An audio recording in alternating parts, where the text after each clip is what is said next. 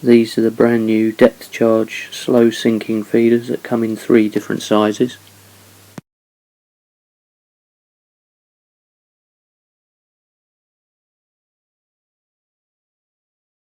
The basic setup is a link swivel with a couple of ledger stops either side.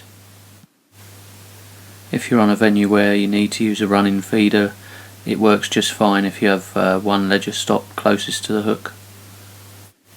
We've used a very short hook length for demonstration purposes only. My personal preference would be 18 inches.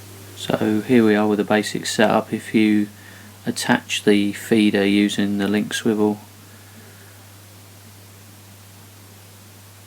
then you can test it in the tank and see how it's floating. You can see here that the feeder's still floating. I've put no shot in it as yet, so let's take it out, remove the bung from the top, and I'm just going to take a number 10 shot here, put it in the top of the feeder, replace the bung, and let's go again and see how it's floating now. One quick tip is don't push the bung in too far, because you're going to want to be able to get it out and make further adjustment. As you can see now, the feeder's just about sinking, sort of hovering mid-water like a zero gravity. Once you've got a pellet on this feeder, it'll probably sink just right.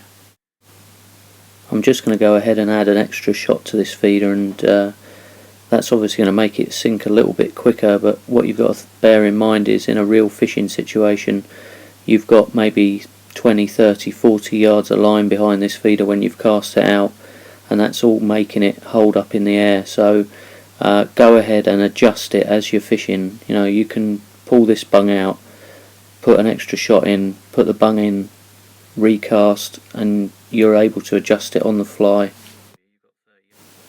Also bear in mind, you know, fish are eating those pellets that are coming out of that feeder as it's hitting the water, so you might want your bait to fall exactly at the same rate as those pellets. You might want to go down just a bit slower.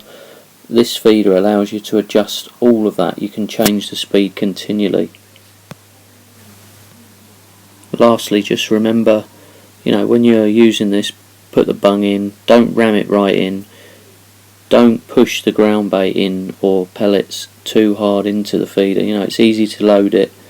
You want the bait to come out as it hits the water, otherwise you're defeating the object.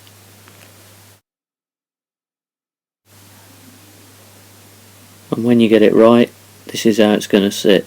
The pellet is the weight pulling the feeder down. This feeder, watch it in the tank, is going to sink perfectly and catch you a lot of fish.